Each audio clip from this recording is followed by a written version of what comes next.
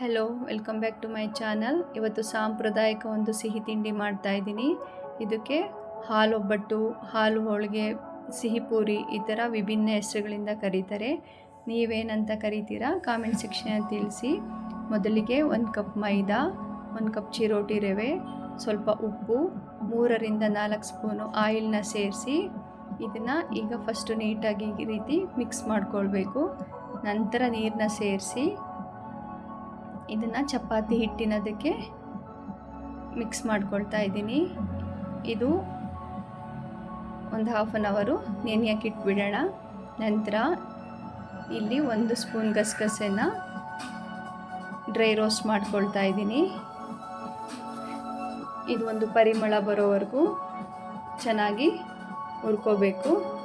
ಇದು ಎಷ್ಟು ಸಣ್ಣ ಊರಿನಲ್ಲೇ ಹುರ್ಕೋಬೇಕು, ಹೈ ಫ್ಲೇಮ್ ಇಡೋದು ಬೇಡ ಮತ್ತು ಯಾವುದೇ ತುಪ್ಪ ಬಳಸೋದು ಬೇಡ. ಡ್ರೈ ರೋಸ್ಟ್ ಮಾಡ್ಕೋಬೇಕು. ಇದನ್ನು ನಂತರ ಒಂದು ಜಾರ್ಗೆ ಟ್ರಾನ್ಸ್ಫರ್ ಮಾಡ್ಕೊಳ್ತಾ ಇದ್ದೀನಿ.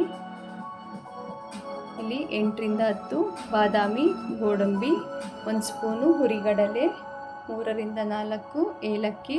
ಅದನ್ನು ಫಸ್ಟು ಡ್ರೈಯಾಗಿ ಗ್ರೈಂಡ್ ಮಾಡಿ ನಂತರ 1 ಕಪ್ ತೆಂಗಿನಕಾಯಿನ ಸೇರಿಸಿ ಸ್ವಲ್ಪ ನೀರನ್ನ ಸೇರಿಸಿ ಎಷ್ಟು ನುಣ್ಣಗೆ ಸಾಧ್ಯ ಅಷ್ಟು ನುಣ್ಣಗೆ ರುಬ್ಕೋಬೇಕು. ನಂತರ ಇಲ್ಲಿ 1.5 ಕಪ್ ಬೆಲ್ಲ, 1 ಕಪ್ ನೀರನ್ನ ಸೇರಿಸಿ ಕರಗ್ಸಕ್ಕೆ ಇಟ್ಕೊಳ್ಳೋಣ. ನಂತರ ಅಲ್ಲಿ ಪೇಸ್ಟ್ ಮಾಡಿ ಇಟ್ಕೊಂಡಿದ್ವಲ್ಲ ಅದನ್ನು ಈಗ ಒಂದು ಪಾತ್ರೆಗೆ ಹಾಕಿ ಇದನ್ನು ಕುದಿಸ್ಕೋಬೇಕು. ಈಗ ಇದು ಒಂದು ಕುದಿ ಬಂದಿದೆ ಅಂದಾಗ ಬೆಲ್ಲ ಕರಗಿಸಿರ್ತೀವಲ್ಲ ಅದನ್ನು ಇದಕ್ಕೆ ಶೋಧಿಸ್ಕೋಬೇಕು. ಈಗ ಇಲ್ಲಿ ಸ್ವಲ್ಪ ಬಿಸಿ ಹಾಲಿಗೆ ಕೇಸರಿ ದಳಗಳನ್ನ ನೆನೆಯಕ್ಕೆ ಇಟ್ಕೊಳ್ತಾ ಇದ್ದೀನಿ. ಇದು ಬಣ್ಣ ಮತ್ತು ರುಚಿ ಎರಡನ್ನೂ ಕೊಡುತ್ತೆ. ಈಗ ಇದಕ್ಕೆ ಬೆಲ್ಲನ ಶೋಧಿಸ್ಕೊಳ್ಳೋಣ.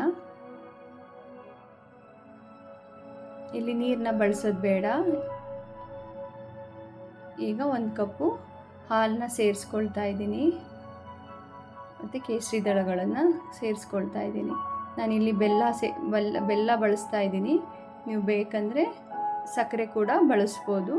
ಇದನ್ನು ಒಂದು 5 ನಿಮಿಷ ಹಸಿ ಸ್ಮೆಲ್ಲೆಲ್ಲ ಹೋಗಿ ಇದರಿಂದ ಒಂದು ಪರಿಮಳ ಬರೋವರೆಗೂ ಚೆನ್ನಾಗಿ ಕುದಿಸ್ಕೋಬೇಕು. ಇದು ಎಷ್ಟು ಚೆನ್ನಾಗಿ ಕುದಿಯುತ್ತೆ ಅಷ್ಟು ಟೇಸ್ಟ್ ಇರುತ್ತೆ. ತುಂಬ ಗಾಢವಾಗೂ ಬೇಡ, ತುಂಬ ತೆಳುನೂ ಬೇಡ, ಈ ಕನ್ಸಿಸ್ಟೆನ್ಸಿಲಿ ಇರಲಿ. ಈಗ ಒಂದು ಪ್ಯಾನ್ಗೆ ಆಯಿಲ್ನ ಬಿಸಿ ಮಾಡೋಕ್ಕೆ ಇಟ್ಕೊಳ್ತಾ ಇದ್ದೀನಿ. ಈಗ ಮಿಕ್ಸ್ ಮಾಡಿಟ್ಟಿದ್ವಲ್ಲ ಹಿಟ್ಟನ್ನ ಅವೆಲ್ಲ ಪೂರಿನ ಲಟ್ಟಿಸ್ಕೋಬೇಕು. ತುಂಬ ಚಿಕ್ಕ ಸೈಜು ಬೇಡ, ದೊಡ್ಡ ಸೈಜು ಬೇಡ, ಕರೆಕ್ಟ್ ಪೂರಿ ಅದಕ್ಕಿರಲಿ. ಈಗ ಎಲ್ಲ ಪೂರಿಗಳನ್ನು ಚೆನ್ನಾಗಿ ಡೀಪ್ ಫ್ರೈ ಮಾಡ್ಕೋಬೇಕು. ಕಂದು ಬಣ್ಣಕ್ಕೆ ತಿರ್ಗೋವರೆಗೂ ಇದನ್ನು ಫ್ರೈ ಮಾಡ್ಕೋಬೇಕು. ಇದನ್ನು ಮೊದಲಿಗೆ ಎಲ್ಲ ಪೂರಿಗಳನ್ನು ಈ ರೀತಿ ಕ್ರಿಸ್ಪಿಯಾಗಿ ಫ್ರೈ ಮಾಡಿ ಇಟ್ಕೊಂಡು ನಂತರ ಮಾಡಿಟ್ಕೊಂಡಂತಹ ಪಾಕನ ಇದ್ರ ಮೇಲೆ ಹಾಕಿ ಬಡಿಸಿದ್ರೆ ತುಂಬ ಟೇಸ್ಟಿಯಾಗಿರುತ್ತೆ, ಕ್ರಿಸ್ಪಿಯಾಗಿರುತ್ತೆ, ಡಿಫ್ರೆಂಟಾಗಿರುತ್ತೆ. ಇದು ನೆನೆಸಿಟ್ಟು ತುಂಬ ಹೊತ್ತು ಬಿಟ್ಟು ಕೊಟ್ಟರೆ ಅಷ್ಟು ಚೆನ್ನಾಗಿರಲ್ಲ. ಇದನ್ನು ಯಾವಾಗ ತಿಂತೀವಿ ಆ ಟೈಮಲ್ಲಿ ಈ ರೀತಿ ಪೂರಿ ಮೇಲ್ಗಡೆ ನಾವು ಮಾಡಿಟ್ಕೊಂಡಂತಹ ತೆಂಗಿನಕಾಯಿ ಹಾಲನ್ನ ಸೇರಿಸಿ ಮೇಲೆ ಡ್ರೈ ಫ್ರೂಟ್ಸ್ನ ಹಾಕಿ ಬಡಿಸಿದ್ರೆ ತುಂಬ ಕ್ರಿಸ್ಪಿಯಾಗಿ ತುಂಬ ವಿಭಿನ್ನವಾಗಿ ಚೆನ್ನಾಗಿರುತ್ತೆ. ಖಂಡಿತ ಪ್ರಯತ್ನ ಪಡಿ. ನಿಮ್ಗೆ ಹೇಗೆ ಅನ್ನಿಸ್ತು ಈ ರೆಸಿಪಿ ಕಾಮೆಂಟ್ ಸೆಕ್ಷನಲ್ಲಿ ತಿಳಿಸಿ. ಮತ್ತೆ ಸಿಗುವ ನೆಕ್ಸ್ಟ್ ವಿಡಿಯೋದಲ್ಲಿ. ಬಾಯ್.